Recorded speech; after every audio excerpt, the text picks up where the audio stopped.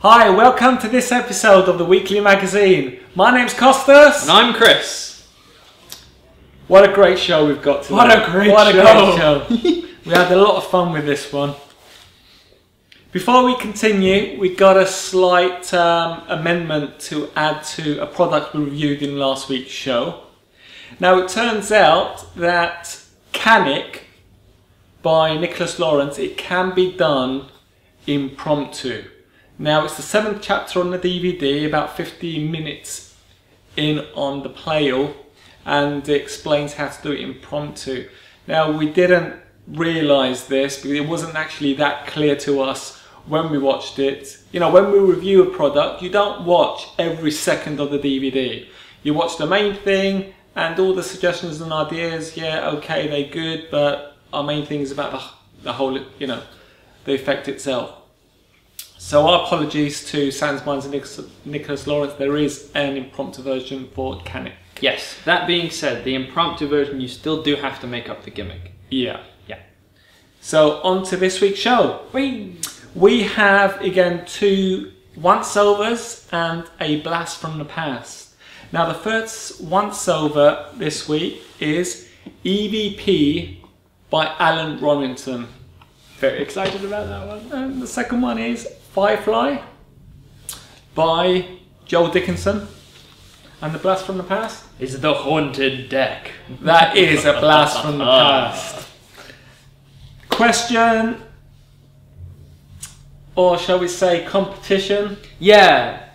We had 3 items and you had to guess which one was the correct one. Yes, true about me or not true about me. So which one was true? I recently played Hamlet at the Royal Shakespeare Company. So 99% of you got it wrong. Now the winner is in this hat. Actually, there is only one winner. And it's Dan Bastianelli. And he posted that on YouTube. Most people thought you lived in the States for 10 years. Yes, well, which is almost true. I did live in the States, but not for 10 years. And of course, did you work in a clothes shop? I have never worked in a clothing shop. So, ever. That's it. I know, it's a shock. Competition for next week. Now that's a good question. We never set one. So let's set one now. Okay. We are going to just send 3 random people a gift.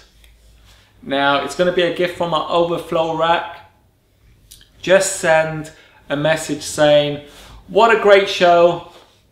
We really loved EVP. There you go. And you'll see why in a minute. We choose 3 people by random. Whatever you post that, we'll find you and we'll contact you, or you contact us, and we'll sort it out. You won't be receiving an EVP, you'll be receiving something from our overflow rack, and it's going to be between £15 and £25. Now let's get on this week's show.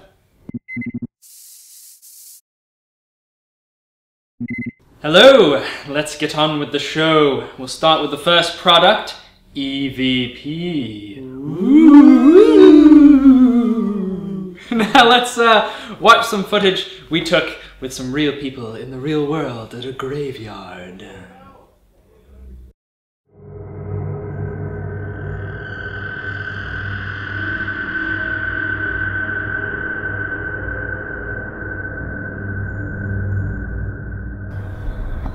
I'm just trying to creep out.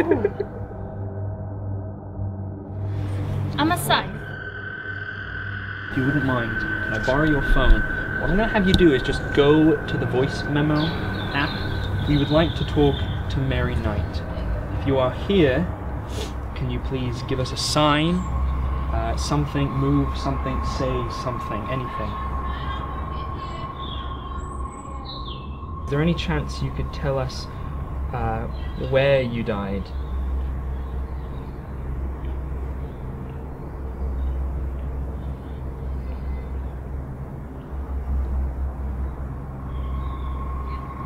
Do you hear that?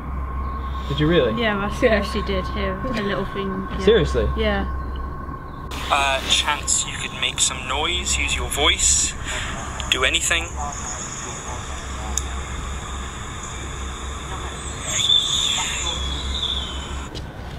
Seriously, that wasn't you guys? No. What did that say? I'm here. I'm here.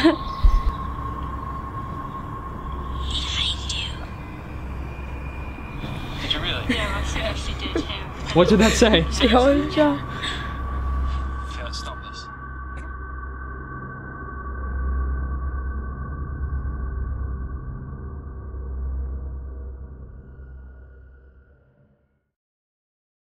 Now you've just seen some footage of us performing this to real people at a graveyard.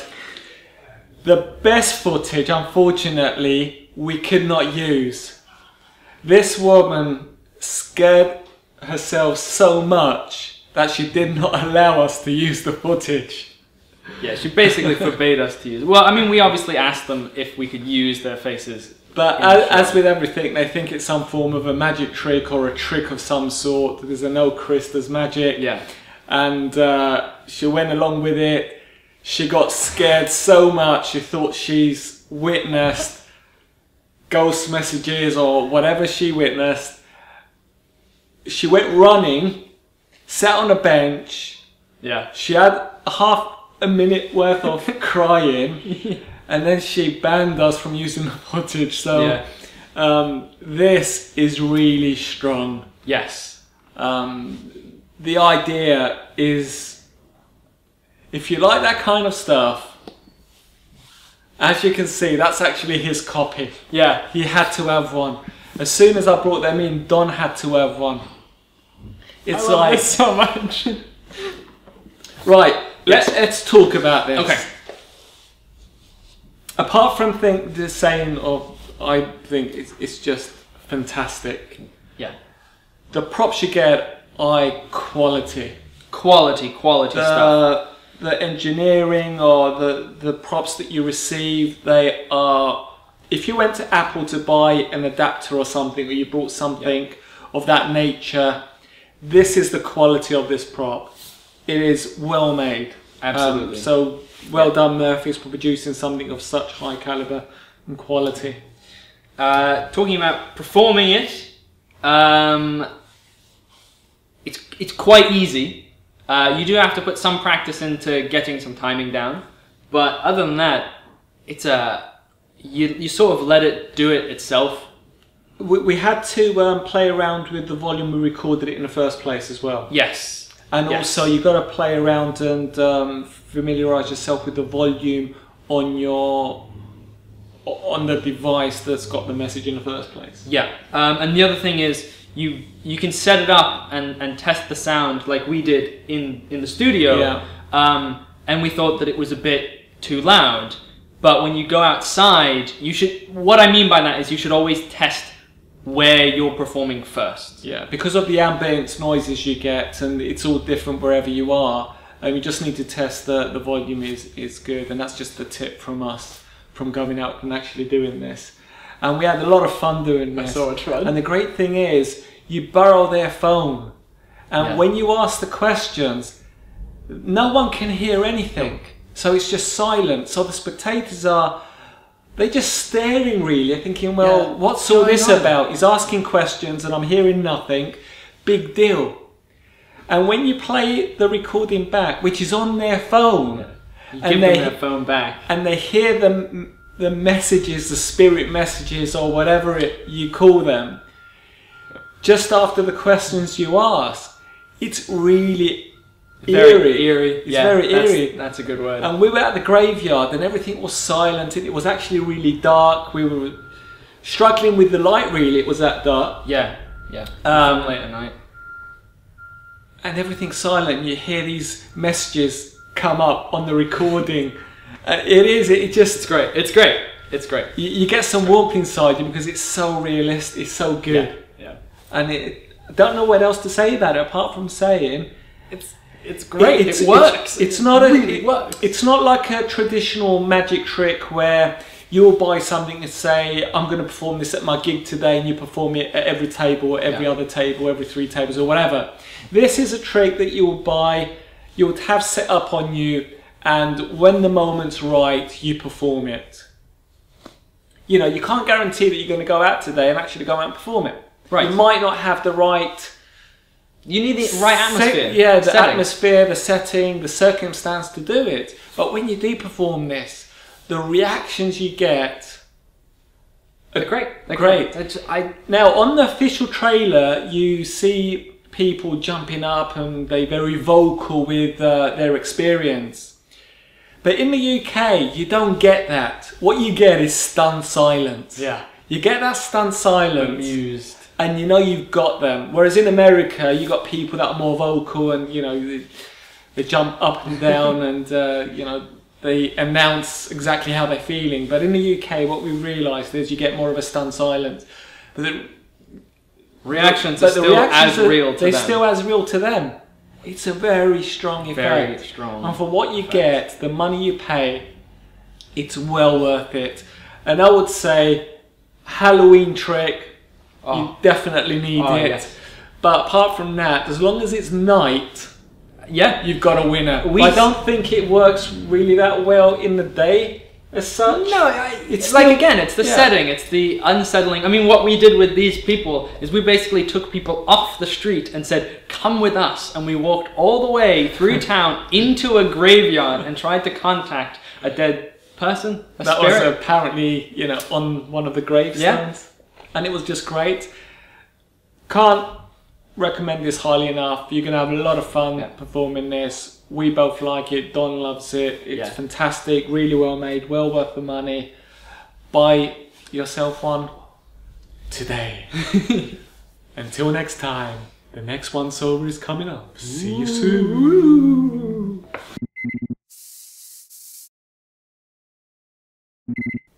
The second once over today is Firefly by Joel Dickinson, released by Warp Magic and Darren Robinson. Let's watch a performance we did earlier and we'll come back and discuss it. Hello Rachel! Hi! Hi. First of all, before we pick a card, I have to introduce a very special prop. Okay. It's inside this matchbox. Do you hear it? Yeah. Do you know what it is? It's a match. Actually, it's a magic wand. Oh, right, okay. This magic wand's disguised as a match. Excellent. It's a poor magician's magic wand. Anyway, so what we're gonna do is we're gonna pick a card. That'll be your magic wand. Totally up to you. Pick any card you like, any one you like, except that one. Kidding. Have a look at it and just sign your name right on the face of it for me. Perfect. And give it a second to dry. Make sure it doesn't come off. No, it's all good. And we'll throw it. Yeah, we'll throw it. And throw it back in the middle for me. Hopefully, I'll use this as my little table. I'm a good enough magician that if you wave your magic wand, wave over the pack, one card jumps straight to the top. That should look like yours. No. No. It's got a signature on it. Not yours. Okay, not the 9. If I do this though, now wave the magic wand, something changes. Did you see it change? Not the deck. The 9. Oh my gosh! There you go. So 8 of hearts, that's yours. Your name. We'll do it one more time. The 8 goes right in the middle. See if we can get it the first time. Wave the magic wand. Just like that, it jumps straight to the top. Now let's see how powerful the magic wand is. If we take the 8 goes right in the middle. You push the 8 all the way in. Now all you have to do is wave the magic wand. Wave the magic wand over the pack. Did you see it change? No. Not the pack. Actually, the cards themselves. They're over here. But inside the box is a card. Now, inside here is absolutely nothing. Inside there, have a look. Should be yours.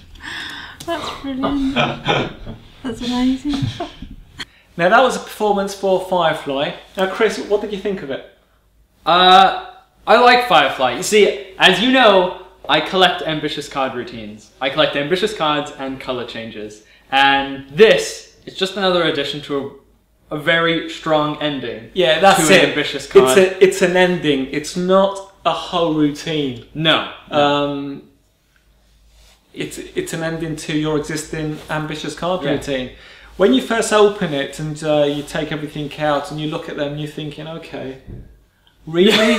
Really? Really? Is he serious? How much did I pay for this? But when you put it together, you realise this is really convincing. Absolutely. This is really, really well thought out. And I don't know what else to say because there isn't much to say. It's an ending to an ambitious card routine. Yep. Their signed cards ends up in the matchbox. Yeah. And the cool thing is, even though it's an ending to a routine, itself is a quite powerful trick.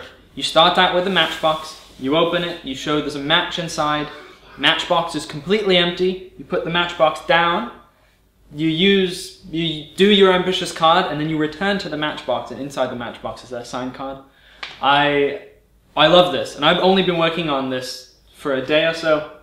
Yeah. And I love it. More practice, it'll get better. Well, you saw from the reactions we got when we performed it to Rachel earlier, it's a great effect.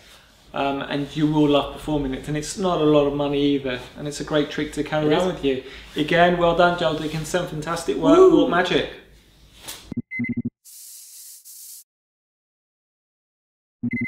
Now, this week's question and answer was sent to us by a good friend, Andy Nichols. Thanks, Andy. And his question was, he was thinking on the lines of what things irk you. Sort of magician's pet peeves. Yeah, magician's pet peeves. And he put nothing personal against anyone or too important, of course. To put this into context, mine are, I hate it when a magician cuts the deck and then immediately riffles forces to the break. I dislike seeing magicians perform other magicians' effects exactly the same way they do without making it their own in any way. That's the problem with DVDs nowadays, though, isn't it? You watch a DVD and people copy it. We had a great conversation about that, about books versus DVDs, and people copy the exact, even go into a different accent when performing. Anyway. And I also dislike explanation patter when all a magician talks about is what he's doing. Finally, magic trailers that have 4 minutes of overlay produced images of stuff that's nothing to do with the effect and about 10 seconds of someone actually performing it. Great ones. Walter Durham says, magic pet peeve, making the spectator look like an idiot. I.e., give me your hand. No, the clean one. Or, do you know how many times I've heard that and it makes me cringe? And then there's the afterthought of, oh, you were right the first time. The other hand. Or, you're not watching closely enough. Here, I'll do it again, slower, because you're an idiot. Actually, what is your pet peeve? What is my pet peeve? Good question. Good question. I think I'd have to agree with some of the people is when a trailer is quite overused for the sake of selling the product. Yeah. When there is maybe 10 seconds of the actual trick. I guess mine are, I've got two, I guess. I know what one of his is. Well, one is being at a convention and there's a lecture going on and there's someone on the front row playing with his cards. That really irritates me. I'm thinking, well, you're here to see someone lecture, show you and teach you something. You're there doing this. Yeah. Now, to me, I don't get it. Now, what was my second one? I can't remember. Now, my second one is... What was it? His second one is when anyone starts off a performance with the word, right! That was my third one. What my second one is, I'm keeping stun. Okay.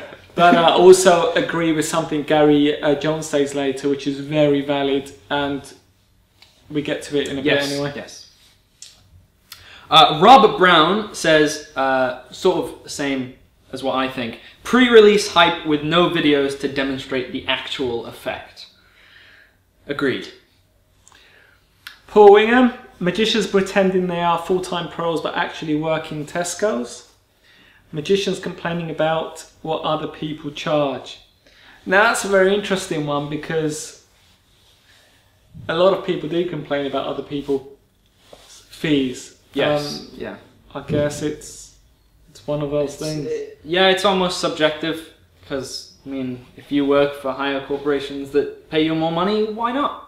I think this boils down to a restaurant gig, for example. You get one person charged, let's say $250, or someone's doing it for 75 quid. Yeah. I think that's the differentiation. Baz the Magician says, here's an ordinary deck of cards. If you start off with that, sort of... Why wouldn't it be ordinary? A little bit of a suspicion. You're basically telling them that it's gimmicked, aren't you? That's like saying, don't think of an elephant. What do you think of? An elephant. He also says, oi Dynamo, show me a trick. You know. Do you know what? Part of me quite likes that because it just shows how magic has gone into mainstream. That's true. That is true. And everyone talks about Dynamo more than anyone else, and it's like performing, you know, can you put the phone in a bottle and all that kind of stuff. Yeah. I suppose it helps magic overall. Yeah, I think there are a lot of pros and cons for TV magic, which was talked about in another show. So. Mark Waddington, I actually had to smile at this one. It's actually a very valid point. Things that are described as being designed especially for magicians, when in reality it's been found in a pound shop and someone has decided they can inflate the price by 4,000% because magicians will buy any old tat. Valid point. I'm gonna go and visit Poundland now. Poundland! Woohoo! Again, overhyped effects that turn out to be something from Tarbell. Again, another valid point. Yeah. Dwayne Andrew says incongruous, just general stuff that doesn't fit in. I guess in a set, or is it? Well, I guess it's that can be for. It could also go towards what Baz said. Here's an ordinary deck of cards. Well, that's a bit incongruent. Yeah. Yeah. Or maybe the ways they dress. It depends on what he perceives as incongruence being. Yeah. So that's very subjective. Gary Jones says, I used to have loads of pet peeves when I was younger, but over the years they made no difference to me or my magic, so I don't have any. Which is very valid because you learn that it's all insignificant. Yes. Because no matter how annoyed you are at something, you're still going to get on with your life. You know, you're a magician, you're a performer, you're going to go out and do your gig. So, and it just creates this frame of mind that, which is on a negative side of the spectrum. Yeah. So it's like, eventually you get used to just ignoring it and just getting on with your life and just doing what you do. Yeah. As a magician, and I know I had to do it over the years. You get people criticising and complaining about everything you do, and you just gotta just shut your mind out and just ignore it and just continue on the next thing. Keep doing it. You just gotta keep doing it. Yeah. John Horn says, when spectators say, "Ha, that wasn't my card." Yeah, really funny for the 1,000th time. Come on, why can't Dynamo? Why not Dynamo can do it? You know. Yeah, if Dynamo can do it, we can do it, obviously. And did you make your hair disappear? I hate that with a vengeance. No one touches my head. I get that quite a lot, actually. Do you really? Make your head disappear? Okay. Yeah? Yes. It stopped growing when I was 18. That was a great magic trick. My dad blames it on a brill cream, by the way. It's really? Yeah, he does. I used to have long hair and, you know, anyway. Yeah. Story for another day. John Horn also puts customized gimmick, $29.99. Then it turns out to be a safety pin and a piece of glass. That almost goes back to something you found in Poundland. We got to make our money somehow, John. I remember that. For workers, then you realise you need to keep buying refills for £20. Right. Workers are in it for the money. Supply a gimmick that lasts, or at least something for my money. I know we buy secret, etc., but the human inside us still wants to see something nice. Actually, that's a very good point. I don't see... Does it happen that often? We try to avoid it as a company, but it does happen. Sometimes I don't actually think it's done on purpose either. Just lack of thinking. Yeah. It's annoying when you buy a product and the cards are gimmicked, but every trick needs one of these gimmick cards, and you might only get 20, and then when you go and buy more, you might have to spend $50.99 for another set of cards, and you're thinking, well, this trick is not viable to perform anymore. So that's a valid point. Yeah. John Horn also says, from other magicians asking you as a performer, how much do they or you or others charge? And he says, I don't really care. I've never asked. It's the thing at the moment, isn't it? People trying to find out what other people charge. Yeah. And people care about what other people are charging. Yeah. It's one of these things. You've got to stop caring about things like that and just get on with it and charge what you believe yourself is worth and go out and do it. Yeah.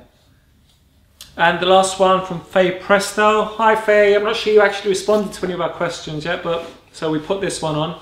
Faye Presto puts mean-spirited magicians and meaner-spirited magic organisations. There's something behind that comment, but I see what you get.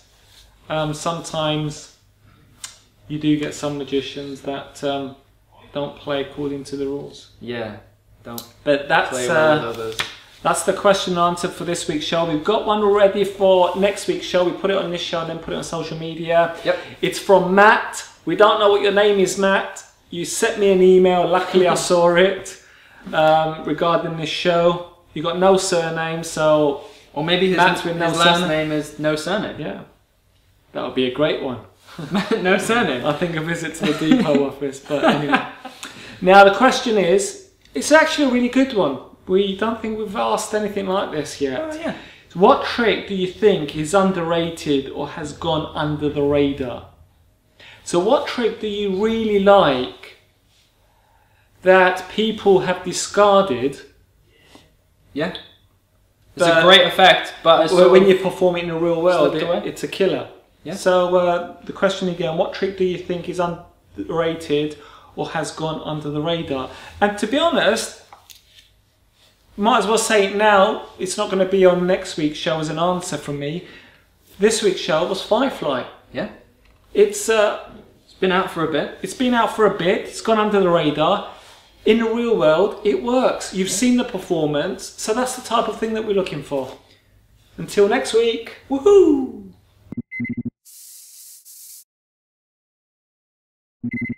Hello everyone, now it's time for our blast from the past. Woohoo! In connection to EVP, I thought it would be interesting to do a blast from the past, an oldie but goodie, the Haunted Deck. In fact, is it the original Haunted Deck? It's one of the old ones. It's one of the original methods that a lot of people back in the day are familiar with.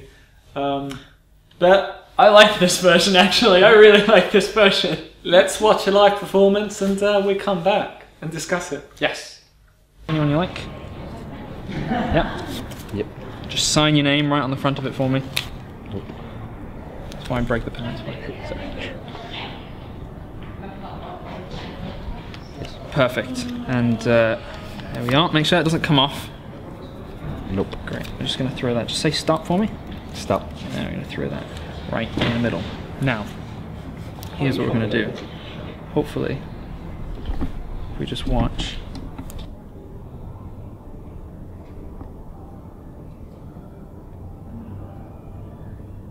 Put your hand out. Hang on. Have a look. Is that yours? Yeah. You've just seen a live performance for the Haunted Deck. There isn't much you can say about this. It's cheap, cheerful, and looks really good when performed. It does. The angles are pretty good on this as well, actually. I agree. I agree. I don't think you can really do it. Can you do it surrounded?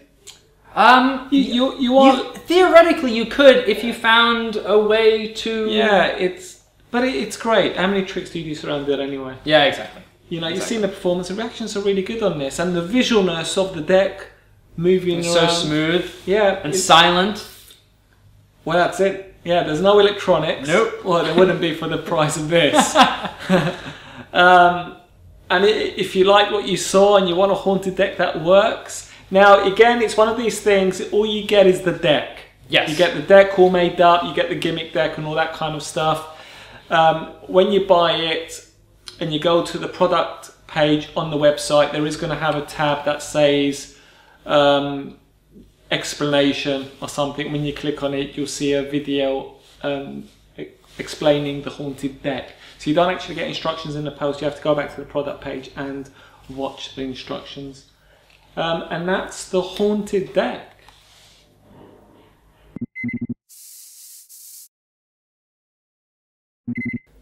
Okay, so before we leave, we'll talk about the competition again. Send us a message down below on the website or on Facebook or wherever you see the video and say, we love this week's show, especially EVP, and we will contact or announce the winner of next week's show. 3 winners. Contact us and then we'll send you your prize. Yes. You never know what it might be. It might be a good one. Or it might be a better one. So this week we spoke about EVP. Fantastic product by Alan Rorrison. Firefly by Joel Dickinson. And Haunted Deck. Our blast from the past. Now, what have we been doing this week? What have we been doing this week, Costas? Well, you've been sleeping in the corner for most of the day. What we've been doing this week, we have been getting products ready. Yes. Rearranging the studio slightly. Yeah. Playing around with technologies. Do we have a glow? A nicer glow? Well, you do all the time. But that's another story. Yeah, we're just working on quite a few products at the moment, trying to decide which one's going to be the next ones, which ones are we going to just hold off for a bit, and again, just busy packing stuff. And Busy. loads of people have received some personalised video messages as well, which we've been getting some good comments. Thank you very much. Thank you. And until next week's show, adios. Bye-bye.